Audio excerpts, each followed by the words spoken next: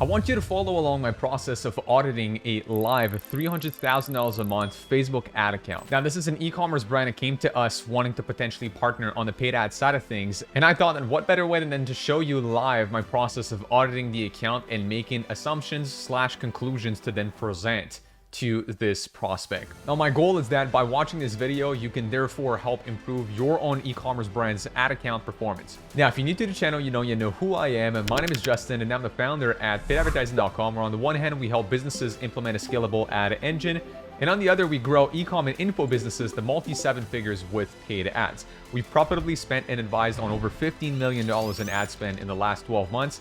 And that said, let's get straight into today's video. All right, so what I have opened up in front of me right here is one of their problem ad accounts, okay? So this brand is actually doing very solid numbers in France, in the European market as a whole, and also in the US. And they've been trying to expand to the UK market now for quite some time. And for whatever reason, it just does not seem to be working out for them. Now, the same agency that they claim to be performing in France and in the US just does not perform in the UK, okay? And what I want to show right here actually is some of the notes that I had from my discovery call with these guys, which right here you can see on the side. Across all platforms and across all markets, they're spending about $60,000 a month, primarily on Google and Meta.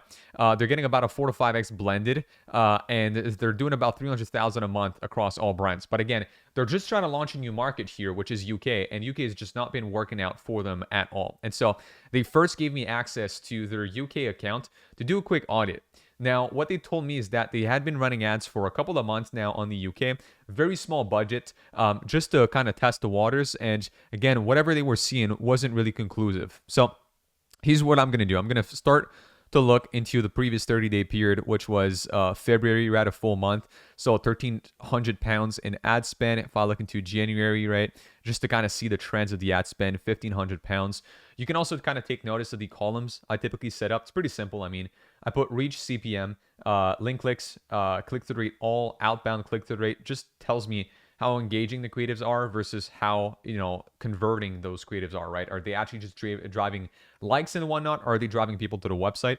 Landing page views, add to carts, checkouts, purchase. So my entire funnel, purchase conversion value, amount in ad spend, purchase ROAS, then conversion rate percentage, which that is a custom metric that I built. It's pretty simple. I do purchases divided by landing page views, not by link clicks. I see a lot of people sometimes doing divided by link clicks, but personally, I only want to do divided by landing page views, which is actually who ended up on the website itself. And an AOV right here, which what I do here is purchase conversion value divided by purchases. So that's what, we end up with on the right hand bar. So you can see that they're spending about like 1,500 pounds, give or take, the last few months, 1,200 pounds, in December, with their, best ROAS on a monthly period of about 1.18. And that's about it. So they ran ads for about 3 months now, and haven't really seen any sort of conclusive results. So what I want to do right here is I want to show you January and Feb, or mainly actually, let me look at Feb for the most part, which is really what I had audited for this client already. So when I look into that, and what I'm going to go here is I'm going to go hat delivery. So it's going to be pretty simple. I'm only going to be able to see the campaigns that actually had spent. So 0.5 ROAS in the past 30 days. Obviously not good, not profitable, especially for a product-based business like these guys. So now let's try and troubleshoot that. One of the first things I look at is going to be conversion rate and AOV, is to see, are those healthy, okay? What I typically want to do, and although I don't currently have access to Shopify numbers, one of the first things I'll want to calculate is what I call the Shopify health score, which is conversion rate times AOV. So in this case, it would be 5 times, and if I go back right here, 105, 157, so we're at about 527, okay? So typically, if I had looked at it on the Shopify side of things, I would want my Shopify health score to be something like 250 or more, because I know that if my backend has a Shopify health score, so again, a conversion rate times AOV of 250 or more, then chances are like the backend is not the problem. They have a solid product and the website converts. So it's more so of an ad problem than anything. Now, that's what I look at once again in a Shopify health score. The metrics here, typically AOV on the ad platform and AOV in the backend are quite similar. Conversion rate though changes. You should actually see most of the time a higher conversion rate from the ads than the total blended conversion rate on the Shopify store. So that's leading me kind of to the next point where I'll look for something definitely way above 250 when I look into this quote unquote Shopify health score. I don't know what I could call it, to be quite honest, now, because I'm not looking at it on Shopify, but you get the gist. I'll typically look for something that's like at least 350 if I'm looking from the ad account itself. So now what that tells me is product pricing, the bundling itself, the website, like everything seems to be converting fine. So, which now that kind of moves the website out of my equation here. And I'm like, okay, there's like an on-platform problem happening within the account. So let's further look into it. So right, here's an example. I can see that, so landing page user, let me go back up.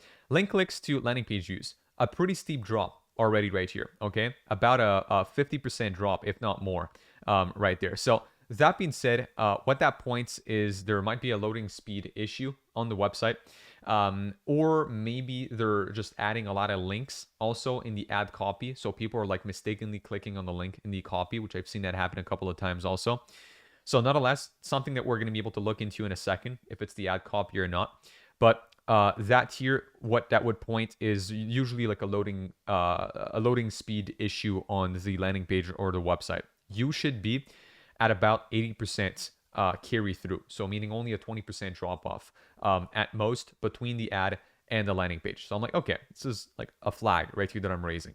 Now, I'm going to go back up to my most top of funnel metric, which is going to be reach or CPM, and see, is that honestly within the industry's average? And I'd say it definitely is. So it's about 18 pounds for the account.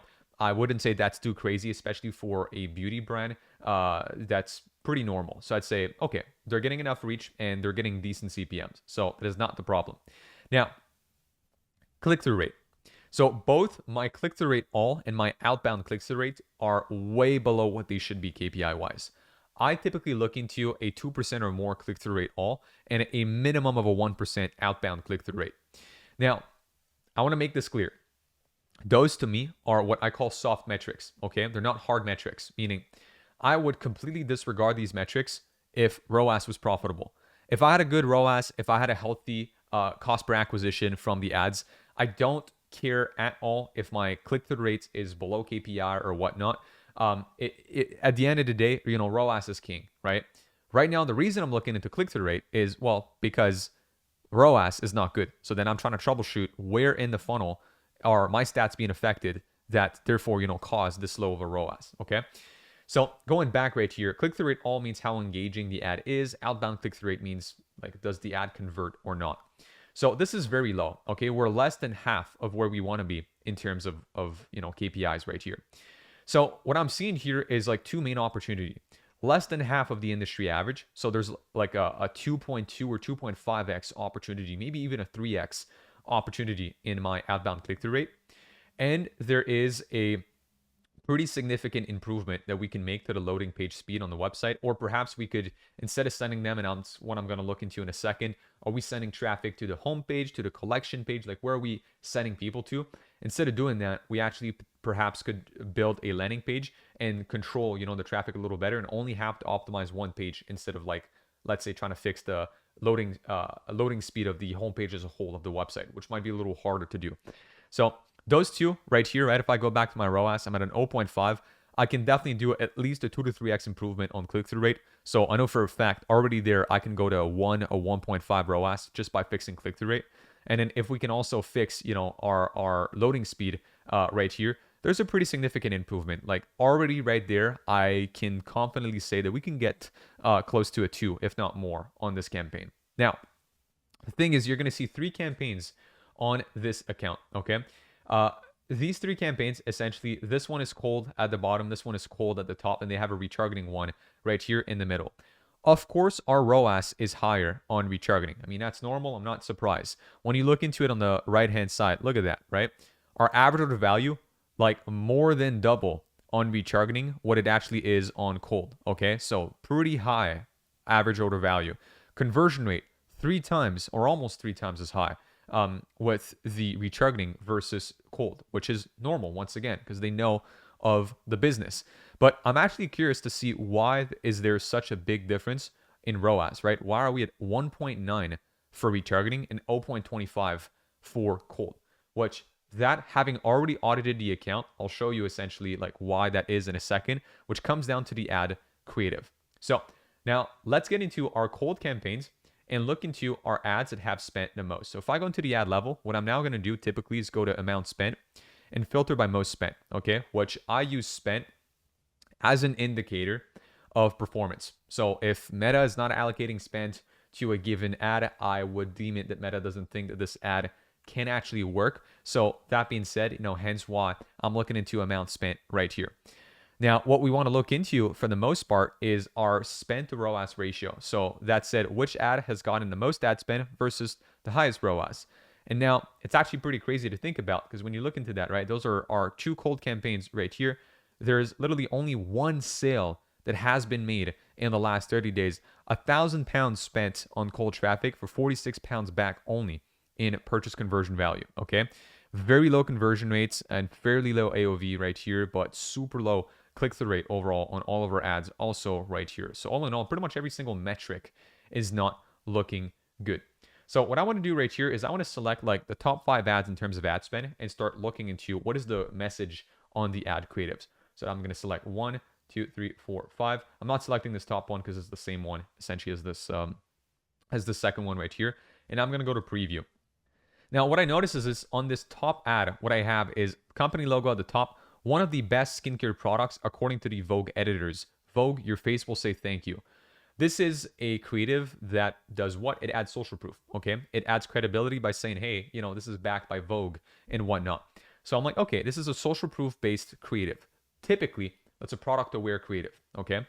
What do you want to do with a product aware ad is you want to increase social proof. A product aware ad, you assume that people are already familiar with the product in itself, and you just want to add credibility to why they should buy yours. So social proof is a great way to do so, okay? So perfect, social proof on ad 1. Now ad 2, right? It's a girl right here kind of doing her routine and whatnot. There is no sound essentially on this right here. So it's really more kind of a get ready with me right here. In other words, what you see, it's a product demo, okay?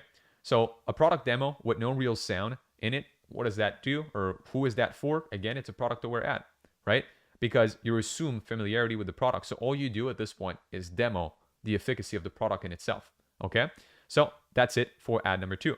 Ad number 3, this is actually a most aware ad, because now what we have is we're calling out the offer regarding the product in itself. 1 free product for orders over 140 pounds. Now, who would convert on that? A most aware audience. Why?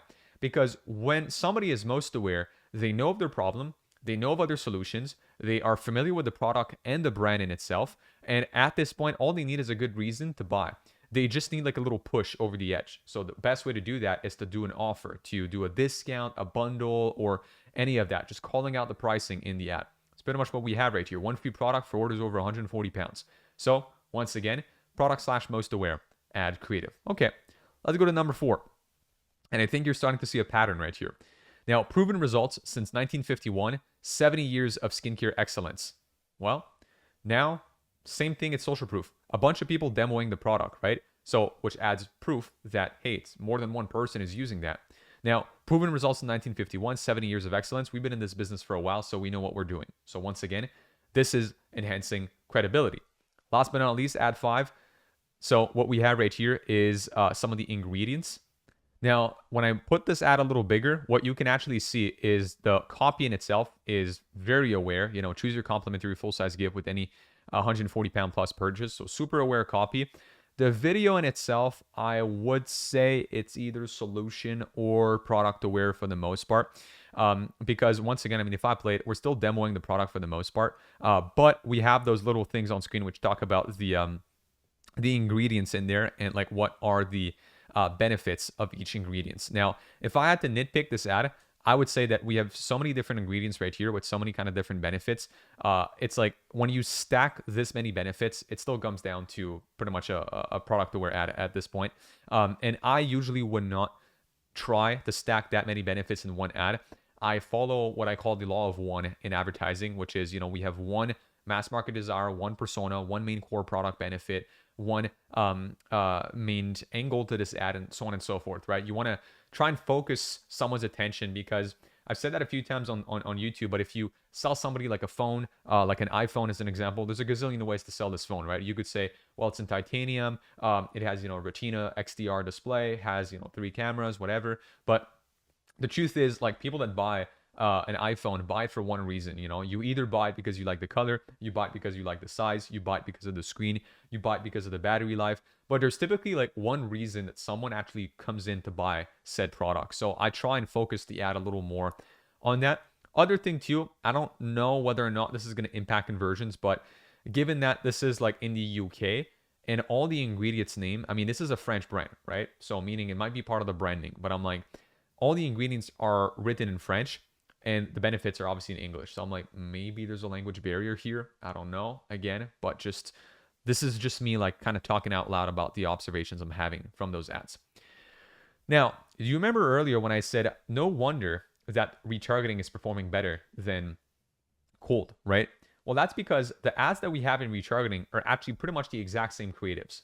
And the creatives that I just showed you are super aware creatives, okay? They're creatives meant for a very bottom of funnel audience, okay? I don't do retargeting anymore personally. I do a like one main campaign, one main prospecting campaign.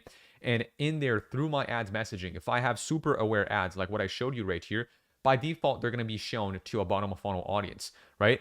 So I think here it's pretty obvious why these ads are not performing on cold, because they're not really meant or designed for a cold audience.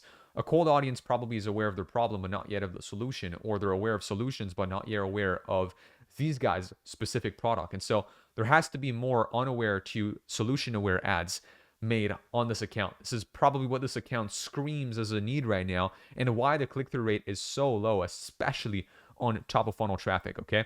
Typically, it's not abnormal for us to see a lower click-through rate on retargeting, but a higher conversion rate on retargeting. Like that to me does not worry me that much.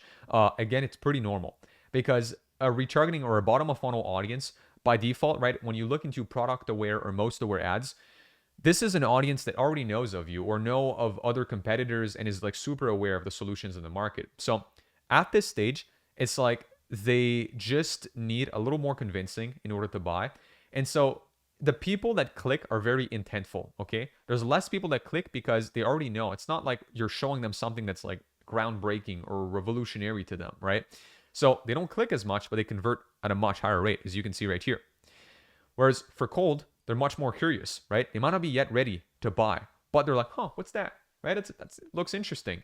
And they're more in kind of this browsing mindset. So click-through rate usually is much higher on prospecting, and conversion rate is typically lower. So kind of going back to what I'm seeing right here, it's like if I had to summarize my findings on this specific account is one, our creatives by default are very bottom of funnel creatives. What we need is much more top of funnel creatives. We need ads unaware to solution aware and work through said concepts. Two, we've pretty much had the same exact concepts now for months, very small iterations of it. All of our pieces of ad copy are very product aware pieces of ad copy, which I would recommend against.